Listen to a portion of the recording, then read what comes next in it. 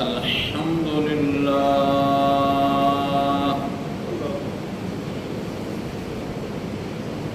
الحمد لله وكفى والصلاة والسلام على سيد الرسل وخاتم الأنبياء وعلى آله وصحبه وبارك وسلم، خصوصا على خلفائه الراشدين المهديين إلى يوم القيامة. أما بعد فأعوذ بالله من الشيطان الرجيم. بسم الله الرحمن الرحيم. فمن كان يرجو لقاء ربه فليعمل عملا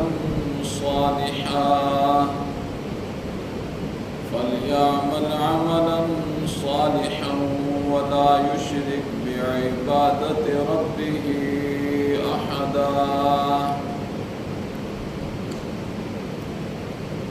وقال النبي صلى الله عليه وسلم: إن الصدق ينجي والكذب يهلك. صدق الله العظيم وصدق رسوله النبي الكريم، ونحن على ذلك لمن الشاهدين والشاكرين والحمد لله رب العالمين. تمام حضرات بآواز بلند درود ابراہیمی پڑھ لیں. اللهم صل على محمد وعلى آل محمد كما صليت على إبراهيم وعلى آل إبراهيم إنك حميد مجيد. اللهم بارك على محمد وعلى آل محمد كما باركت على إبراهيم وعلى آل إبراهيم إنك حميد مجيد. رب اشرح لي صدري ويسر لي أمري واحلل عقدة من لساني يفقهوا قولي. رب زدني علما رب زدني علما رب زدني علما.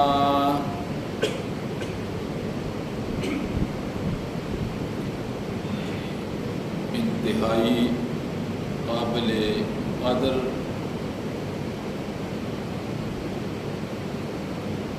بزرگوں، دوستوں، غیور نوجوان ساتھیوں،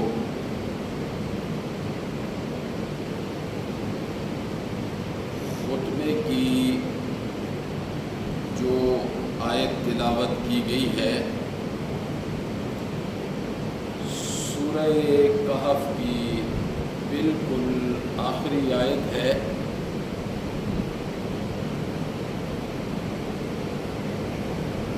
اسی آیت کی روشنی میں چند باتیں گوش گزار کروں گا. اللہ سے دعا ہے کہ اللہ ہم سب کو صحیح سمجھ نصیب فرمائے،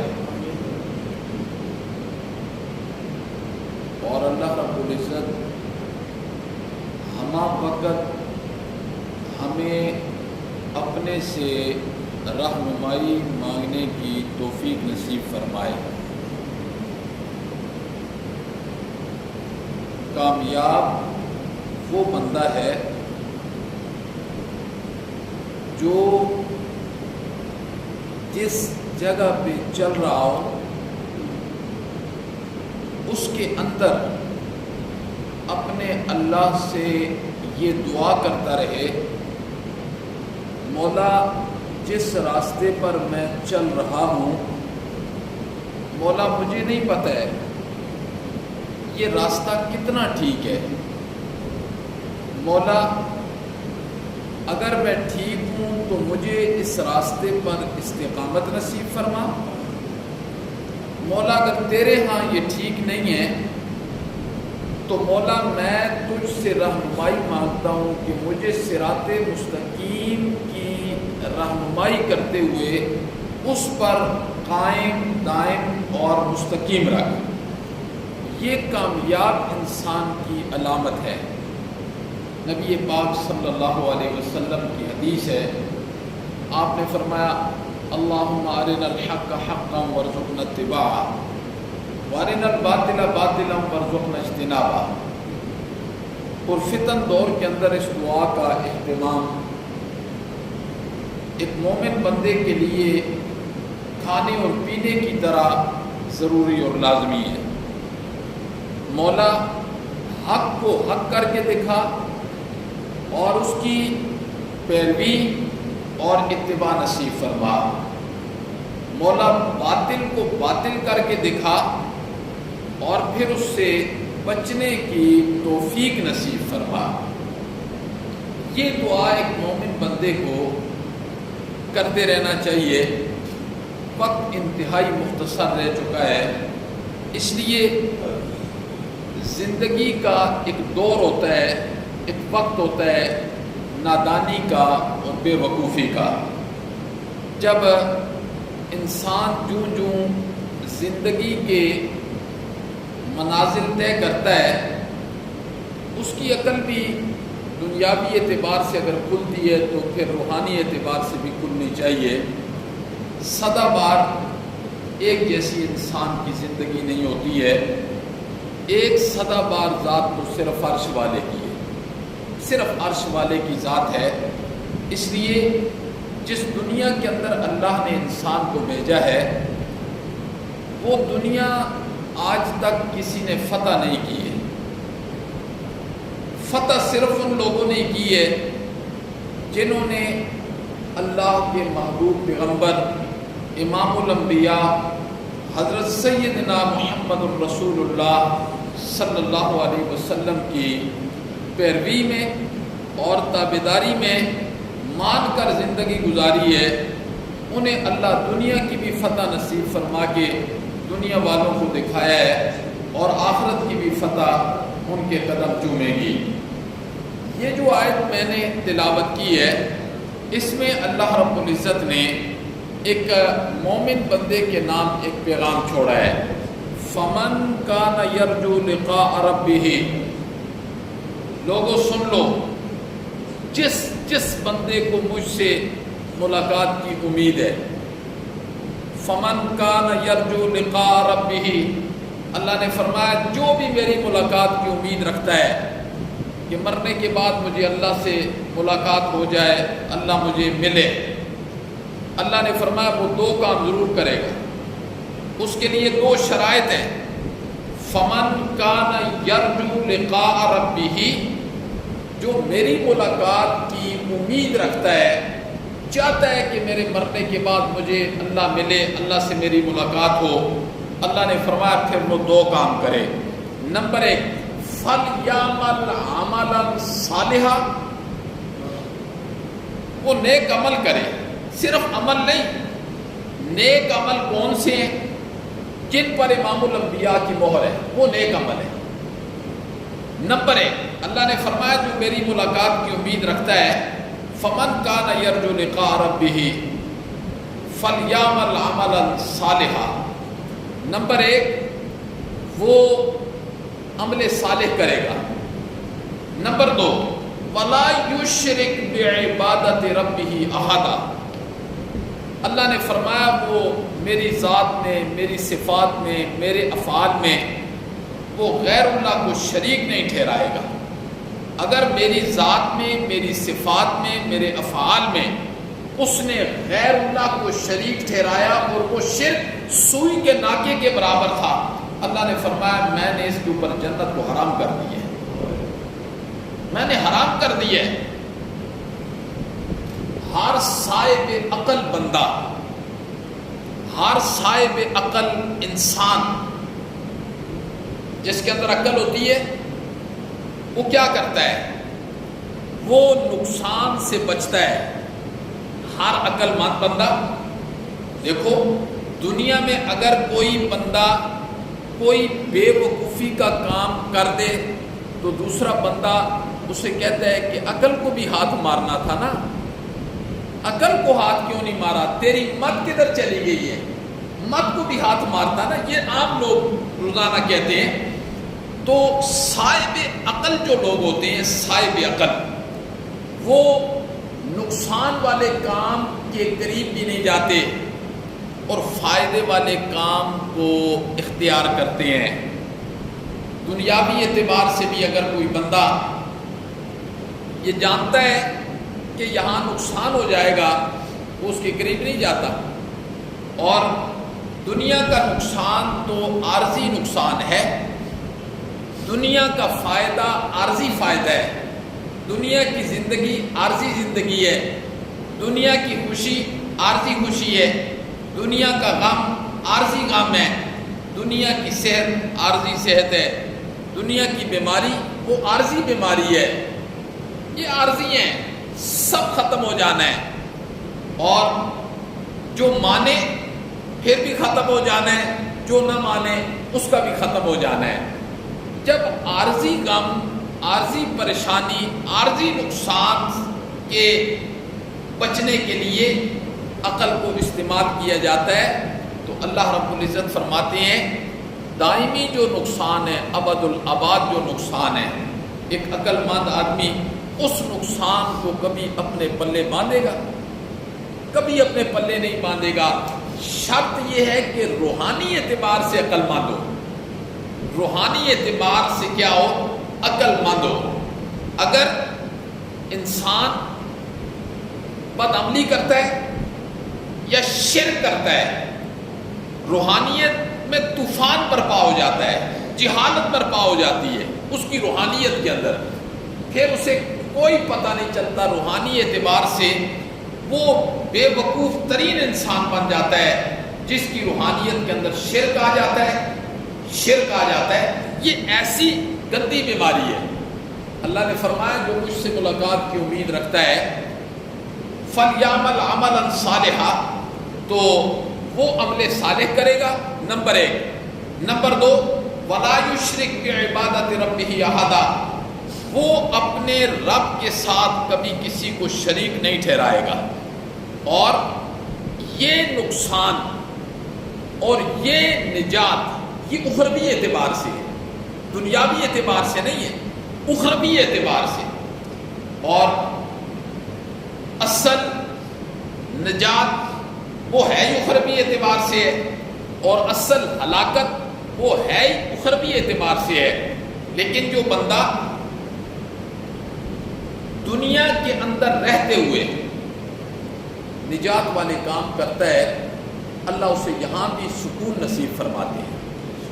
آزمائش، امتحان وہ ایک الگ چیز ہے، وہ اللہ نے ایمان والوں کے لیے تو فرمایا وَلَنَبْلُوَنَّكُمْ بِشَيْءٍ مِّنَ الْخَوْفِ وَالْجُوعِ وَنَقْصٍ مِّنَ الْأَمْوَالِ وَالْأَنفُسِ وَالثَّمَرَاتِ، اللہ پھر بندے کو آزماتے ہیں۔ میں دیکھتا ہوں جس دھرتی پر میں نے بندے کو بھیجا ہے یہ میرے احکامات کی پیروی کتنی کرتا ہے اور میرے احکامات کی نافرمانی کتنی کرتا ہے، کتنا یہ گناہوں سے بچتا ہے اور کتنا یہ نیکی والے ماحول کے اندر اپنے آپ کو پابند سلاسل کرتا ہے۔ یہ اللہ نے فرمایا میں تو ایمان والوں کو آزماؤں گا مختلف اشیاء کے ساتھ۔ وَلَنَبْلُوَنَّكُمْ مِنَ الْخَوْفِ وَالْجُوعِ، کبھی بھوک دے کے آزماؤں گا، کبھی مال کو کم کر کے آزماؤں گا، کبھی جوان اولاد کو اٹھا کے آزماؤں گا، پھر میں دیکھوں گا صابرین کون ہیں۔ دنیا تو دارالامتحان ہے، یہاں ایک جو کمزور ایمان والے لوگ ہوتے ہیں ان کی سوچ ہی ہوتی ہے کہ میں نے اگر کوئی نیکی کی ہے تو مجھے بدلہ بھی فوراً مل جانا چاہیے۔ نہیں، دنیا تو بدلے کی جگہ ہی نہیں ہے میرے بھائی، دنیا تو دارالامتحان ہے، دارالعمل ہے۔ یہاں کبھی نیکی کا بدلہ اللہ دکھا دیتے ہیں اور کبھی ساری زندگی نہیں دکھاتے ہیں، لیکن جو اللہ نے ایک مومن کی ڈیوٹی لگائی ہے بس اسے کاربند رہنا چاہیے۔ وَاعْتَصِمُوا بِحَبْلِ اللَّهِ جَمِيعًا، بس اللہ نے فرمایا وہ جو رسی میں نے آسمان کے نیچے سے لٹکائی ہے نا، بس اس کو مضبوطی سے جو پکڑ لے گا، وہ اللہ نے ایک رسی لٹکائی ہے. وہ رسی کیا ہے؟ قرآن ہے، جس کے متعلق اللہ نے فرمایا وَاعْتَصِمُوا بِحَبْلِ اللَّهِ جَمِيعًا، اللہ کی رسی کو کیا کرو؟ مضبوطی کے ساتھ پکڑو. تو اب مہلک گناہ کون سے ہوتے ہیں جو بندے کو ہلاک کر دیتے ہیں؟ مہلک گناہوں میں سب سے پہلا جو گناہ ہوتا ہے جو بندے کو ہلاک کر دیتا ہے وہ شرک کا گناہ ہوتا ہے. شرک کا گناہ ہوتا ہے. ہر مومن بندے کی ذمہ داری ہے، ہر مومن بندے کی یہ ذمہ داری ہے، چاہے وہ مرد ہے، چاہے وہ عورت ہے، چاہے وہ جوان ہے، چاہے وہ بوڑھا ہے، ذمہ داری ہے، ذمہ داری کہ دنیا کی زندگی کے اندر رہتے ہوئے وہ اس چیز کی جانچ پڑتال میں لگا رہے کہ شرک کیا ہوتا ہے، میں اس سے کیسے بچ سکتا ہوں، مجھے کیسے بچنا چاہیے، مجھے کتنا تفکر کے اندر رہنا چاہیے. یہ ہر مومن کے لیے بنیادی ذمہ داری ہے. کیوں کہ یہ مہلک ترین گناہ ہے. اس لیے چھٹے کلمے کا ورد تو کم از کم روزانہ کرنا چاہیے. چھٹے کلمے کا ورد روزانہ 3 4 5 6 7 دفعہ اس کا ورد کرنا چاہیے. اس میں کیا ہے؟ اللہم انی اعوذ بک من ان اشرک بک شیئا وانا اعلم بہ واستغفرک لما لا اعلم بہ. مولا میں اس شرک سے بھی تیری پناہ میں آتا ہوں جسے میں نے جان بوجھ کر کیا، اور مولا میں اس شرک سے بھی تیری پناہ کے اندر آتا ہوں جو انجانے کے اندر ہو گیا، مجھے پتہ ہی نہیں ہے یہ شرک ہے. کیسے زبردست جملے امام الانبیاء نے سکھلائے ہیں. اللہم انی اعوذ بک من ان اشرک بک شیئا وانا اعلم بہ واستغفرک لما لا اعلم بہ. تبت عنہ، میں اس شرک سے توبہ کرتا ہوں. تبت عنہ وتبرأت، میں برات کا اعلان کرتا ہوں. مولا میں برات کا اعلان کرتا ہوں. من الکفر، کفر سے، والشرک، شرک سے، والغیبت، غیبت سے، والبدعت، بدعت سے، والنمیمت، چغل خوری سے، والفواحش، بے حیائی کے کام سے، والبہتان، اور بہتان لگانے سے. اسی پر کیسے بڑے بڑے گناہ اس کے اندر ذکر کر دیے ہیں امام الانبیاء. والبہتان والمعاصی کلیہا، ہر قسم کے گناہ سے مولا میں تیری پناہ میں آتا ہوں. واسلمت واقول، مولا میں تیرا ہی تابعدار ہوں. میں یہ گواہی دے رہا ہوں کہ لا الہ الا اللہ محمد رسول اللہ. مولا تیری ذات کے علاوہ کوئی الہ نہیں ہے، تیری ذات کے علاوہ کوئی معبود نہیں ہے. تو شرک جو ہے یہ مہلک ترین گناہوں میں سے. اگر کسی کو پورا چھٹا کلمہ نہیں یاد تو وہ کم از کم اتنا جملہ تو ضرور یاد کر لے.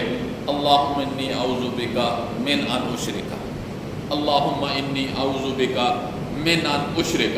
اتنا جملہ تو بندہ یاد کر سکتا ہے. پھر اگر یہ بھی یاد نہیں ہوتا تو اپنی اپنی بولی میں اللہ کو کہہ دیں مولا جو میں نے شرک کی ہے مجھے معاف کر دینا جان بوجھ کے، اور جو انجانے میں ہوا ہے مولا وہ بھی مجھے معاف کر دینا. یہ کم از کم ایک مومن بندے کو روزانہ 6-7 مرتبہ اللہ کے سامنے یہ دعائیاں ڈالنی چاہیے. یہ دعائیاں خدا باعث شاید ہے ابھی تک ہمیں اس کی قدر و قیمت کا اندازہ نہیں ہے، اندازہ نہیں ہے اس کی قدر و قیمت کا کہ یہ جملے اور یہ سبق دنیا و ما فیہا کے اندر جتنی اشیاء موجود ہے سب سے زیادہ قیمتی سبق ہے، سب سے زیادہ قیمتی سبق ہے. اللہ اکبر. جو لا الہ الا اللہ کے اندر پایا جاتا ہے. حضرت موسیٰ علیہ السلام کی مشہور حدیث نہیں ہے؟ حضرت موسیٰ نے فرمایا مولا مجھے کوئی ایسا کلمہ بتلا جو میں پڑھوں. اللہ نے فرمایا لا الہ الا اللہ پڑھا کر. اللہ یہ تو سارے تیرے بندے پڑھتے ہیں. میں نے کہا کوئی خاص کلمہ میرے لیے الگ دیا جائے گا. اللہ نے فرمایا موسیٰ 7 آسمان اور 7 زمین ایک پلڑے میں رکھ دیے جائیں، دوسرے پلڑے میں اس کی پرزی رکھ دی جائے. اللہ اکبر. اللہ نے فرمایا وہ پڑھنا جھک جائے گا. اتنا وزنی کلمہ ہے, اللہ اکبر لا الہ الا اللہ. تو شرک ایک مہلک ترین گناہ ہے, مہلک ترین. اس کی فکر میں خود بھی لگے رہنا ہے اور اپنے ماتحت لوگوں کو اس کی دعوت دیتے رہنا ہے کہ بچنا ہے. اخروی معاملہ بڑا سخت ہے, موت کے وقت اکیلے جانا ہے, اور اللہ رب العزت کے ہاں جی اس چیز کو بہت بڑا تصور کیا جاتا ہے. آج سب سے زیادہ اپنی اولاد کا, اپنی بیوی کا, اپنے ملازمین کا محب وہ شخص ہے جس نے انہیں عقیدہ بتلا دیا, عقیدہ سمجھا دیا. باقی گناہگار تو ہر بندہ ہے ہی ہے, پھر گناہگار پھر اللہ چاہے گا تو معاف کرے گا سزا کے بغیر, چاہے گا تو معافی ہے, کوئی نہ کوئی صورت ہے, لیکن شرک کی معافی کی کوئی صورت نہیں. دروازے کفر بند. تو پہلا مہلک ترین گناہ جو ہے وہ کیا ہے؟ وہ شرک ہے. اور دوسرا گناہ کیا ہے جو انسان کو ہلاک کر دیتا ہے؟ وہ ہے ریاکاری. ریاکاری, اللہ اکبر, یہ کتنا بڑا گناہ ہے ریاکاری. حضرت شداد بن اوس صحابی ہیں, یہ فرماتے ہیں کہ میں نے امام الانبیاء کی طرف دیکھا, آپ کی آنکھوں سے آنسو بہہ رہے تھے, آپ رو رہے تھے. میں نے کہا اللہ کے پیغمبر کیوں رو رہے ہیں؟ آپ نے فرمایا شداد, مجھے اپنی امت پر یہ خوف ہے, مجھے اپنی امت کے متعلق یہ ڈر ہے کہ وہ کہیں شرک میں مبتلا نہ ہو جائیں. اور آپ نے فرمایا وہ ایسے شرک میں مبتلا نہیں ہوں گے کہ جیسے بتوں کے سامنے مانگنے لگ جائیں, سورج کے سامنے, ستاروں کے سامنے. نہیں, اس شرک کا مجھے اتنا خوف نہیں ہے جتنا کہ آپ نے فرمایا مجھے اپنی امت کی ریاکاری کی شرک کا خوف ہے. ریاکاری, ریاکاری کی شرک کا خوف ہے. میں ڈرتا ہوں کہ تھوڑی سی ریاکاری بھی عبادت میں آ گئی تو ساری عبادت ضائع ہو جائے گی. امام الانبیاء نے فرمایا مجھے اس چیز کا ڈر ہے. اور یہی روایت ایک اور طریقے سے حضرت عمر سے آتی ہے. حضرت عمر فرماتے ہیں میں نے حضرت معاذ ابن جبل کو روتے ہوئے دیکھا. میں نے کہا معاذ کیوں رو رہے ہو؟ معاذ ابن جبل, اللہ اکبر, یہ وہ صحابی ہیں جنہیں نبی پاک صلی اللہ علیہ وسلم نے مدینہ سے رخصت کیا تھا. آپ نے فرمایا تھا معاذ تم سواری کے اوپر بیٹھے رہو, اور سواری کی نکیل امام الانبیاء نے پکڑ کر 3 کلومیٹر تک حضرت معاذ ابن جبل کو مدینہ سے باہر چھوڑا اور پھر سینے کے ساتھ لگایا. فرمایا ہو سکتا ہے معاذ اب دنیا میں میری آپ سے ملاقات نہ ہو. جی ایک جگہ کا گورنر, یہ وہ صحابی ہیں, کہتے ہیں رو رہے ہیں. حضرت عمر نے فرمایا معاذ کیوں رو رہے ہو؟ فرمایا میں نے رسول اللہ صلی اللہ علیہ وسلم کو یہ فرماتے ہوئے سنا. آپ نے فرمایا تھوڑی سی ریاکاری بھی شرک ہے, چنگاری جتنی ریاکاری بھی شرک ہے. اب انسان ان گناہوں سے, مہلک ترین گناہوں سے اپنے آپ کو کیسے بچائے گا اور اس کے بچانے کے لیے کتنی محنت صرف ہوگی, اس کا اندازہ ابھی ہم نہیں لگا سکتے. چونکہ رستہ ادھر ہے, رخ بالکل ہمارا ادھر ہے. جب ہم ایک لائن کی طرف چل پڑیں گے انشاءاللہ العزیز اس پرفتن دور کے اندر اگر سیدھے راستے کی طرف ہمارا چہرہ بھی ہو گیا نا روحانی اعتبار سے, انشاءاللہ اللہ پھر بھی ہماری بہت مدد کرے گا. لیکن اگر بالکل ہی ہم اللہ کی باتوں کو, اللہ کو, قرآن کو, حدیث کو, نبی کو نظر انداز کر دیں اور پس پشت رکھ دیں اور اسی طریقے سے چلتے رہیں جیسے چل رہے ہیں, تو پھر معاملہ بہت خطرناک ہے. ہلاک کن پھر انسان کی اخروی زندگی جو ہے نا وہ ہمیشہ کے لیے, چونکہ ابھی ہمارے پاس وقت ہے, سمجھنے کا وقت ہے, بچنے کا وقت ہے جی, اور ہم چیزوں سے ابھی بچ سکتے ہیں, ابھی وقت ہے.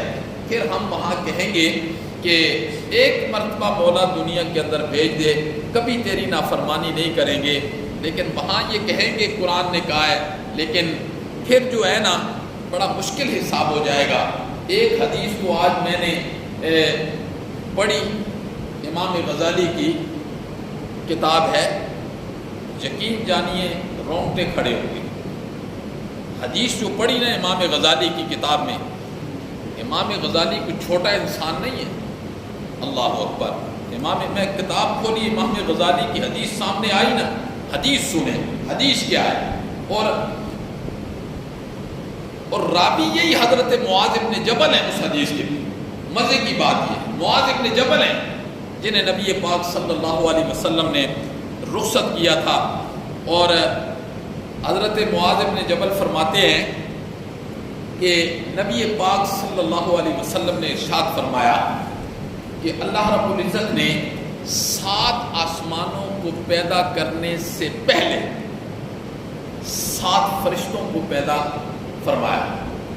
7 آسمانوں کو پیدا کرنے سے پہلے 7 فرشتوں کو پیدا فرمایا، پھر اللہ نے 7 آسمانوں کو پیدا فرمایا، اور پھر اللہ نے ہر فرشتے کو ہر آسمان کا دربان مقرر کر دیا، نگران مقرر کر دیا، بس کہ یہاں جو چیز ادھر سے اوپر جائے گی نا وہ اس کی اجازت کے بغیر نہیں جائے گی،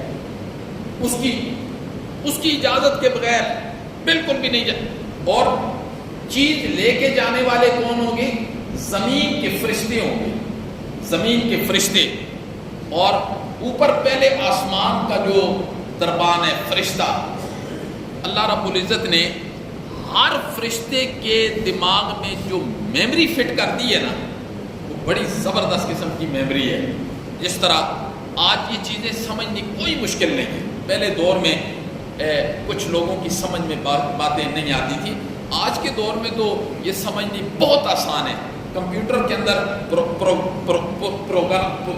پروگرام ہوتا ہے جو فٹ کر دیا جاتا ہے، اور پھر کیا ہوتا ہے، بس بندہ ایک دفعہ کاغذ ڈالتا ہے نا اندر، سیکنڈ کے اندر وہ بتا دیتا ہے کہ یہ چیز ٹھیک ہے کہ غلط ہے، اس پروگرام کے مطابق وہ بالکل بتلا دیتا ہے۔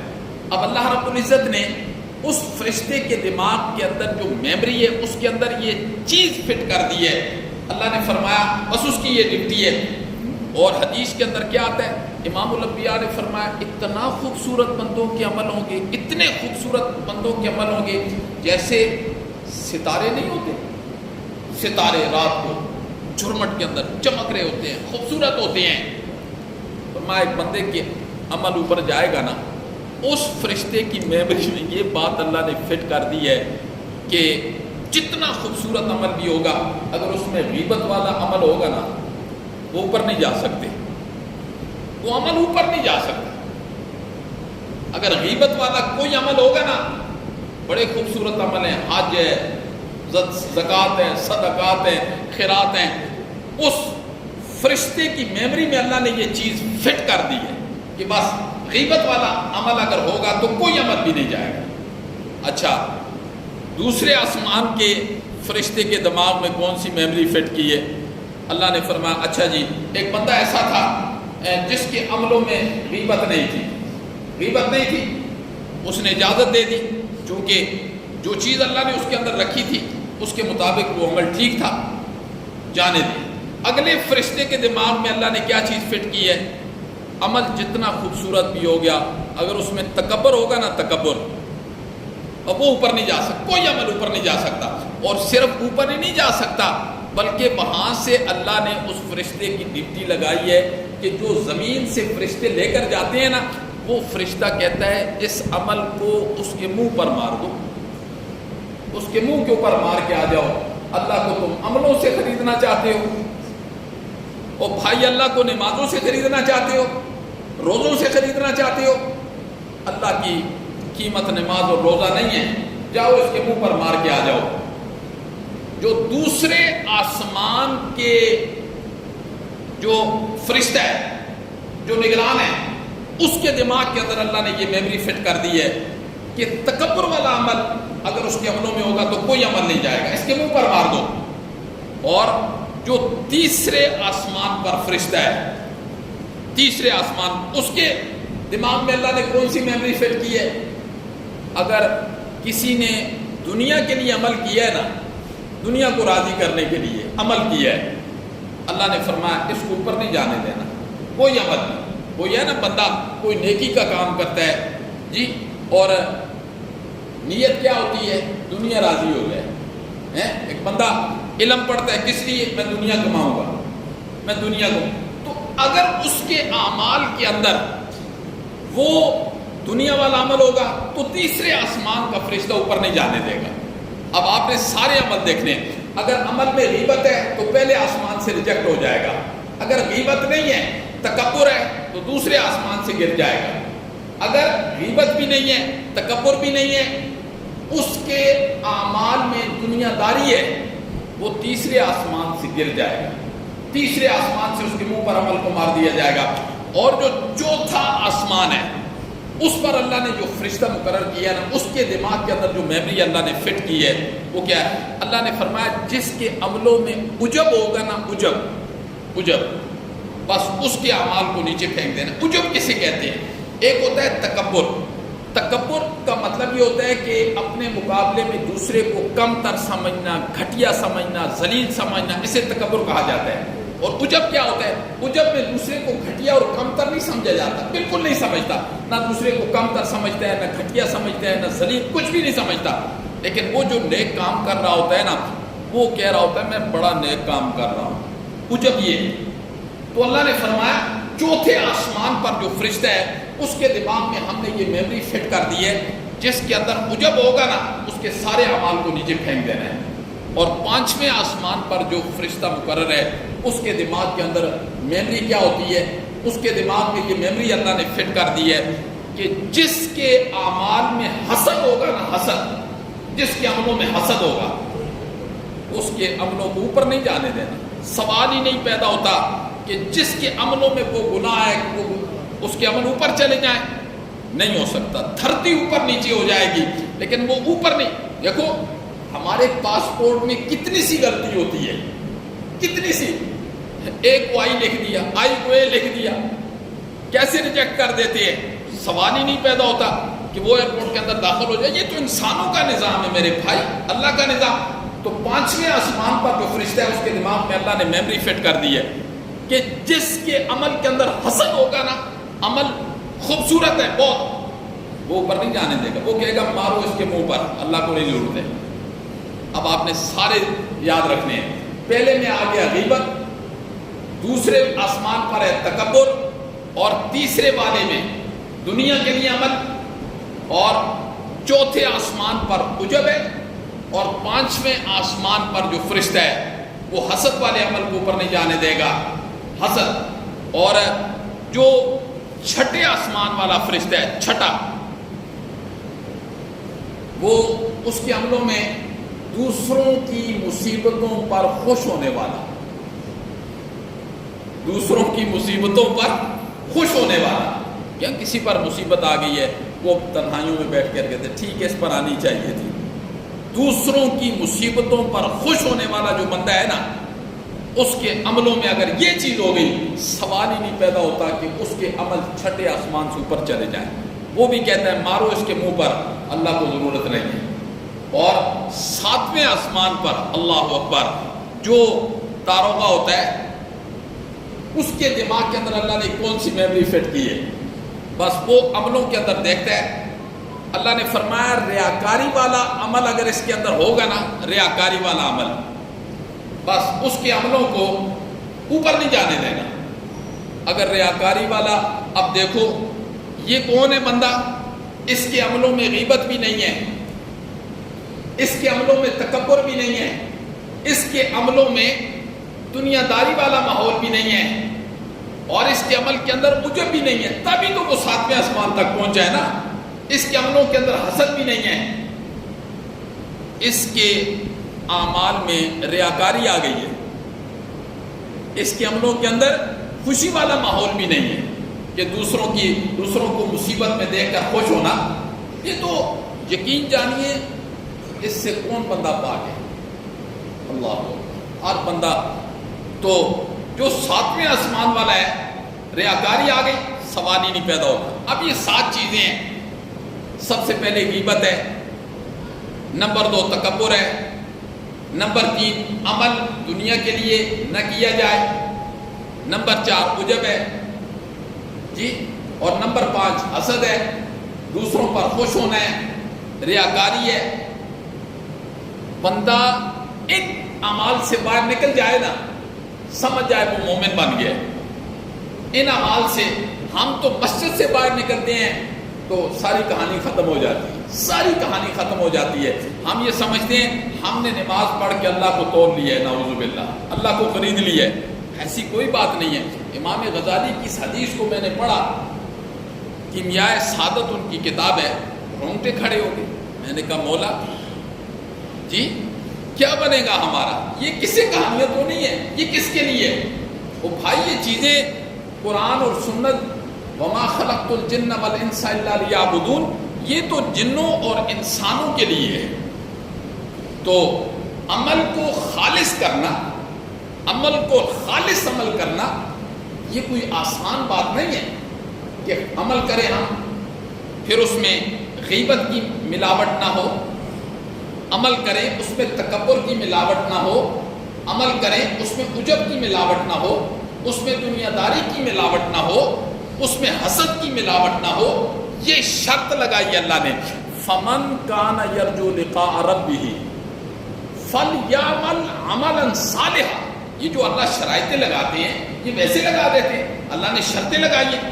اللہ نے فرمایا عمل خالص ہو، اس کے اندر مجھے جو ہے نا ملاوٹ اللہ کہتے ہیں برداشت نہیں، بالکل ملاوٹ مجھے برداشت نہیں. عمل تھوڑا کر لو لیکن خالص کرو.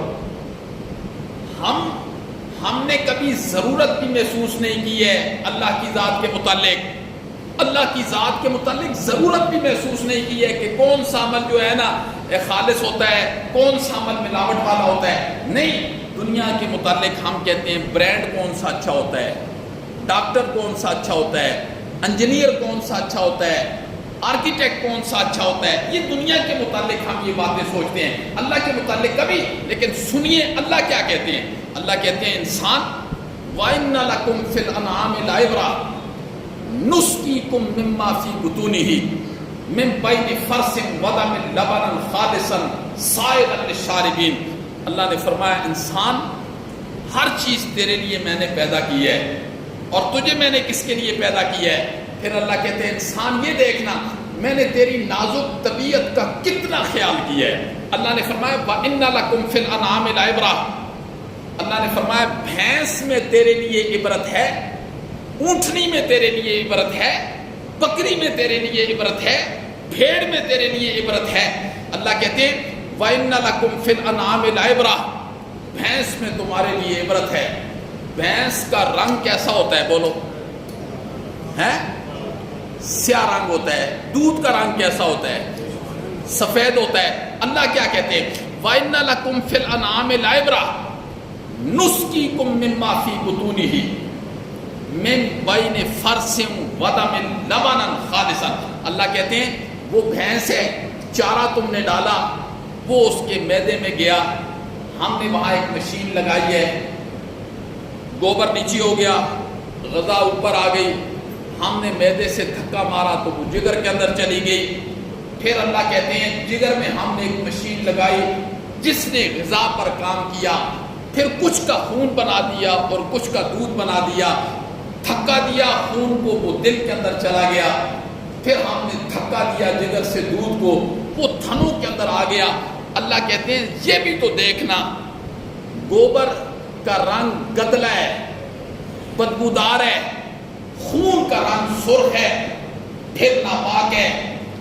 من بین فرث ودم، دو پلیتیوں کے درمیان سے، ایک گوبر کی پلیتی ہے اور دوسری خون کی پلیتی ہے، دو پلیتیوں کے درمیان سے تیرے برتن میں ہم نے لبناً خالصہ نہیں ڈالا، لبناً خالصہ نہیں ڈالا.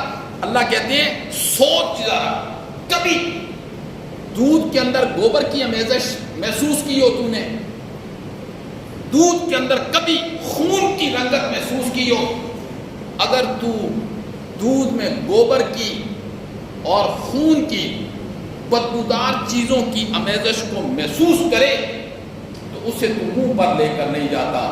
میں نے تیری نازک طبیعت کا کتنا خیال کیا ہے, 2 پلیتیوں کے درمیان سے تیرے برتن میں لبناً خالصہ ڈالا, اور پھر تو سائغ للشاربین, کتنے مزے سے وہ خالص دودھ پیتا ہے. اللہ نے فرمایا جس طریقے, یہ اللہ نے مثال دی ہے, یہ اللہ نے ایک مثال دی ہے. اللہ نے فرمایا جس طریقے سے میں نے یہ دودھ خالص دیا نا, بس میرے پاس جو عمل لے کر آئے نا وہ بھی ایسے ہی خالص ہونے چاہیے.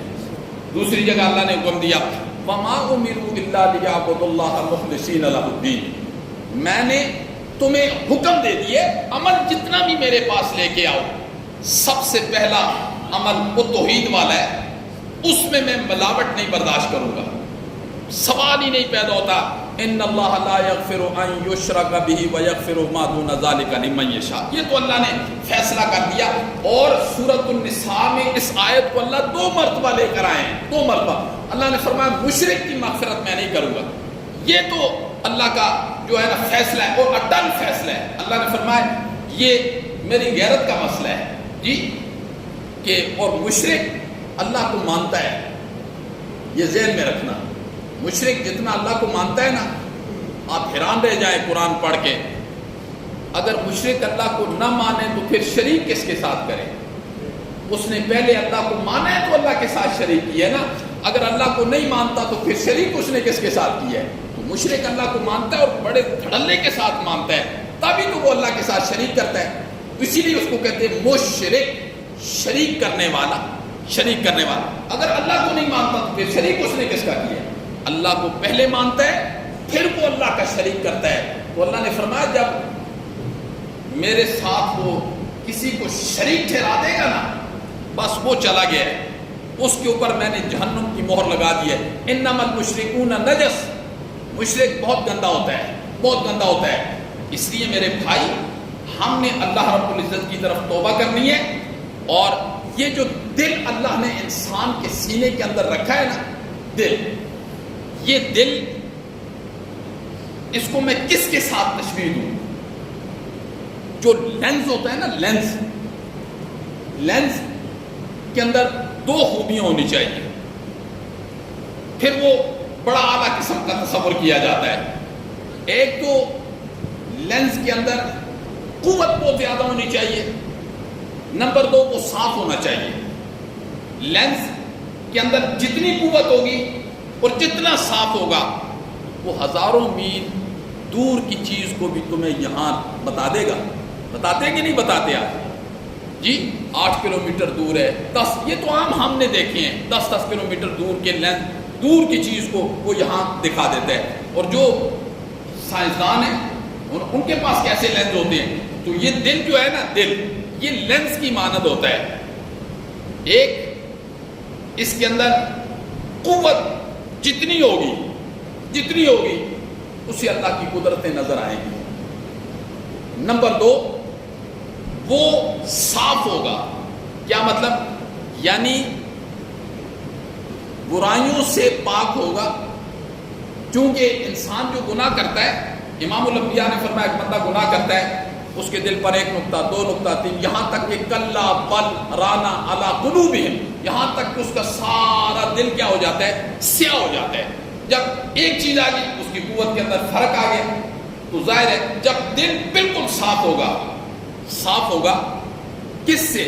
شرک کی گندگیوں سے اور گناہ کی گندگیوں سے صاف ہوگا. برتن کو پہلے صاف کیا جاتا ہے جی, ایک دودھ دھونے والا برتن کو صاف کرتا ہے پہلے. جتنا برتن صاف ہوتا ہے اس کا یہ نظریہ ہوتا ہے کہ یہ جو نور اندر آئے گا نا بھینس والا, یہ بھی اس کے اندر سلامت رہے گا.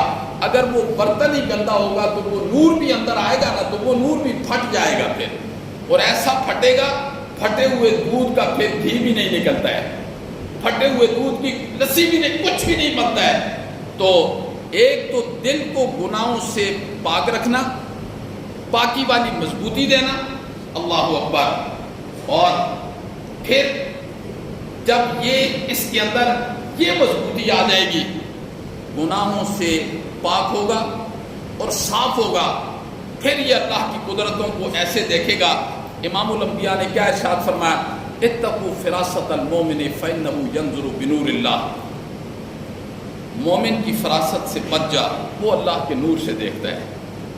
وہ کس سے دیکھتا ہے؟ وہ نور یہی ہوتا ہے کہ اس کے دل کے اندر شرک کی گندگی بھی نہیں ہوتی اور اس کا دل گناہوں سے بھی صاف ہوتا ہے۔ اللہ عمل کی توفیق نصیب فرمائے۔